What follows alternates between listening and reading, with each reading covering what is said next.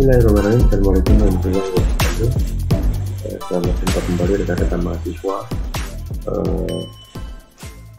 Fakultas Hukum konsentrasi Perdata di dalam mata kuliah Hukum Penanaman Modal. Di dalam sesi kali ini kita akan sedikit mengulas tentang mekanisme penanaman modal asing.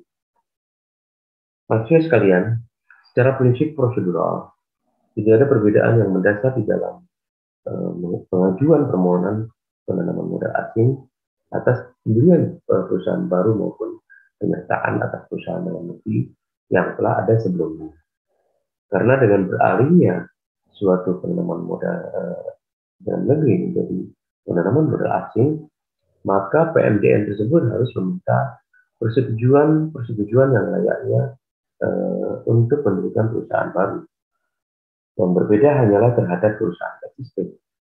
Tidak perlu melakukan pendaftaran perusahaan, baik itu tanda daftar perusahaan ataupun nomor pokok wajib pajak atau NPWP, melainkan hanya memerlukan persetujuan menteri dalam rangka terjadinya perubahan struktur modal.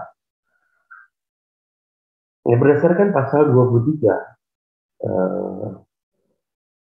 Perka BKPM nomor 12 garis miring 2009, khususnya ayat 1, ayat 2, dan ayat 3, menentukan bahwa setiap terjadi perubahan struktur penanaman modal, wajib melakukan pendaftaran penanaman modal ke BKPM. Perubahan-perubahan tersebut mencakup perubahan bidang usaha atau produksi, lalu perubahan investasi, perubahan atau penambahan tenaga kerja asing, lalu yang keempat, perubahan kepemilikan saham perusahaan penanaman modal asing atau penanaman modal dalam negeri atau non PMA atau PMDN, dan yang kelima, perpanjangan JWPP, lalu yang keenam, perubahan status, yang ketujuh, pemilihan saham perusahaan PMDN dan non PMA atau PMDN oleh asing atau sebaliknya. Lalu yang ke-8, penggabungan, yang ke-9, merger. Menurut ketentuan pasal 11 ayat 1 KPKPM nomor 12 tahun 2009, penanaman modal asing harus dalam bentuk perseroan terbatas berdasarkan hukum Indonesia dan berkedudukan di wilayah negara Republik Indonesia, kecuali ditentukan lain oleh undang-undang.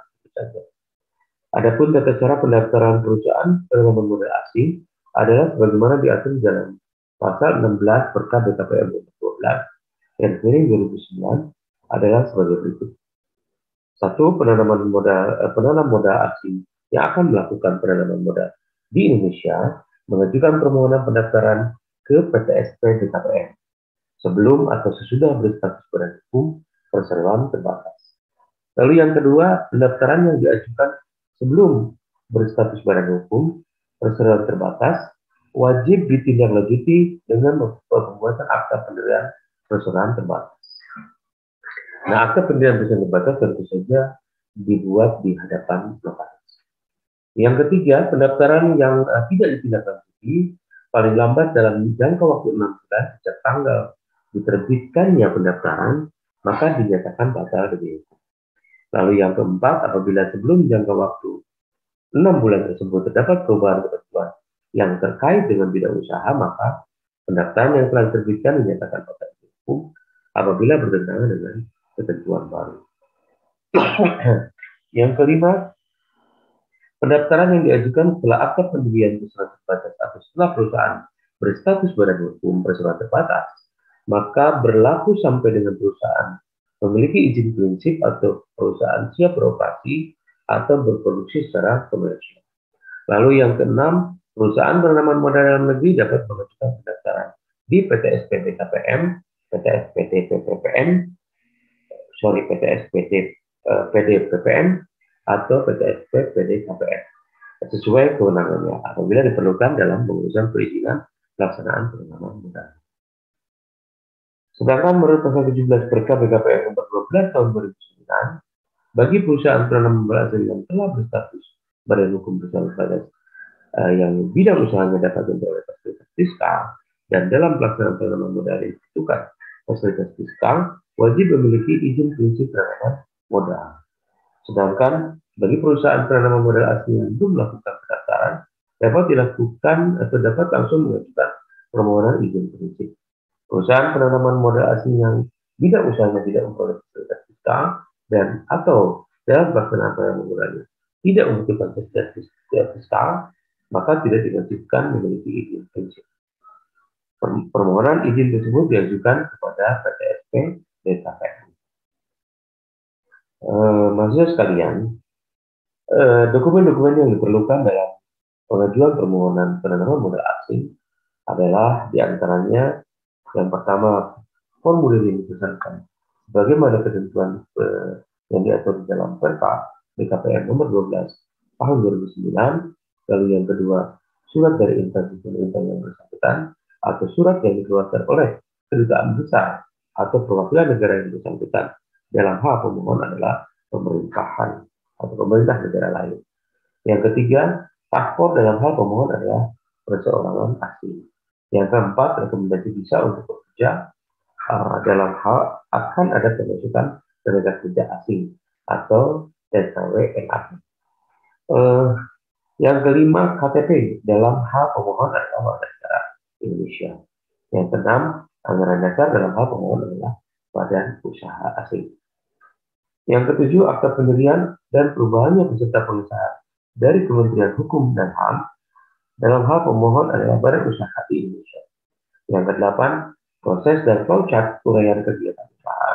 Yang kesembilan, surat kuasa bila ada atau bila proses ini dikuasakan kepada orang lain. Yang ke-10, nomor pokok wajib pajak atau NPWP. Mahasiswa sekalian, jadi sekali lagi tidak ada perbedaan yang prinsip dalam mekanisme penanaman modal dalam negeri ataupun penanaman modal asing. Jadi hanya masalah-masalah yang bersifat administratif, juga hal-hal yang ini berkaitan dengan yang diatur dalam Perkap BKPM nomor 12 tahun 2009. Aturan-aturan regulasi yang dibuat di negara kita sudah cukup memadai untuk mengantisipasi